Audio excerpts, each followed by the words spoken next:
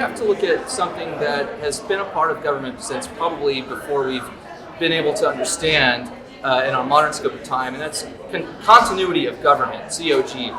This basically implies that whatever happens here, whether it's catastrophe, civil affairs, things that can really be an uprise in what's turmoil, you have something take place to ensure the continuity of government. And so if you have something happen involving something that most people think is nonsense, like UFOs and then aliens and all of these different issues which are supposedly classified, and we're not going to talk about that, it seems like government has constantly been involved since the very beginning of all of these things in a way that only certain parties are familiar with, because you have what's called compartmentalization. So it's not like everyone in government is aware of everything. Very few people, in fact, probably have any awareness of certain very highly classified and sensitive issues like the ET subject, backward engineering, free energy technologies, and ancient history.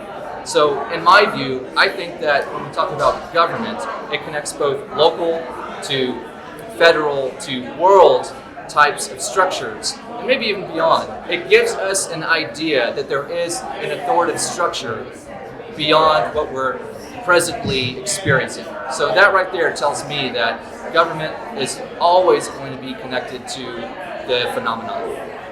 I believe that the benevolent entities who are coming here are more powerful than that small group who is not treating humans well. There are many of them. They have an agenda. They've been attempting to give this information to humanity dating all the way back to 1954. And they are continuing to do that. They say that they have been here for hundreds of thousands of years. Some say they lived here at that time, and that the earth could no longer sustain life, and they moved on. They had the technology to do that. Most of them say that they are here to assist in our development, that they want to raise our spirituality, our consciousness. They are concerned about our human failure to be good stewards to our environment, to the point where there could be an environmental collapse of our ecosystem.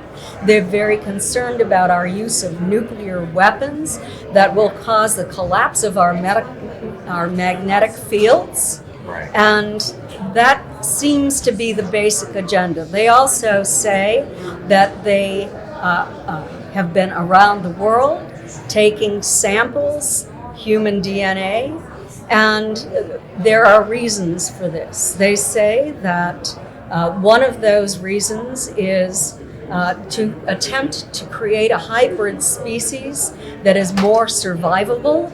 Another reason that is given is that they have lost the ability to reproduce, and they've asked for our assistance in helping them as well. But it seems to go both ways. And of course, most experiencers, when this begins, when this happens, and most are taken when they're less than 20 for the first time. But people are traumatized, they're frightened, they don't know what's going on. And then they have the media who is saying, emphasizing the scary part, emphasizing the trauma. And so they become more traumatized. And then if they're criticized and ridiculed, that adds additional trauma. But over time, I find, as experiencers age, more information is given to them, and they become less frightened. They begin to understand what is happening, and many believe that they made an agreement to do this before they came into this lifetime on this planet.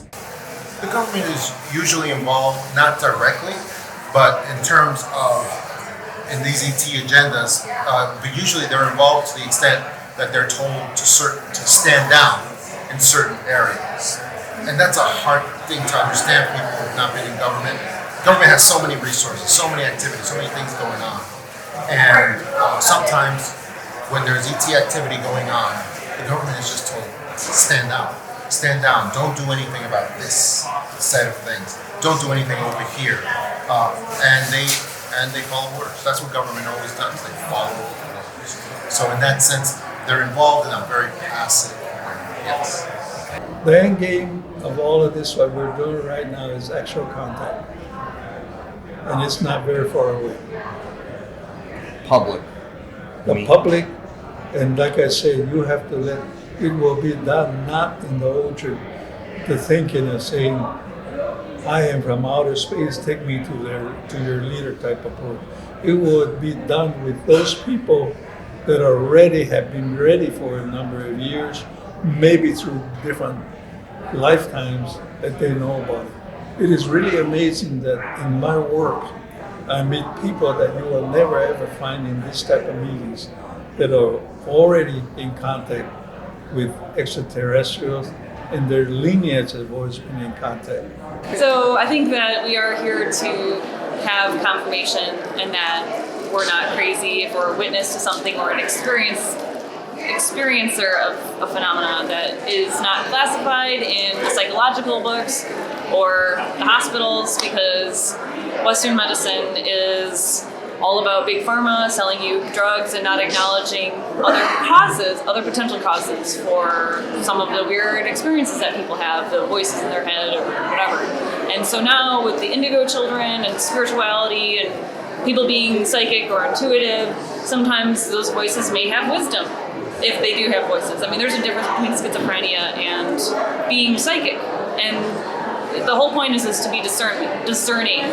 So everybody here has to have discernment and not confuse the crazy with the reality. And that's kind of hard to do when you're dealing with other dimensions. The end game, in my view, is for humanity to actualize its full potential and its optimum capacity, regardless if we believe in aliens or we believe in UFOs. I find that if we reach our full potential, we will activate all of our genetic strands, the DNA structures that we're a part of, that we have been connected with throughout all of time. And through those experiences, we will finally understand all of these strange mysteries of the past, of the present, and of the future. It'll give us an idea of what lies beyond the veil, so to speak. So the end game, again, another human construct that we apply to situations that seem to have some kind of mysterious quality.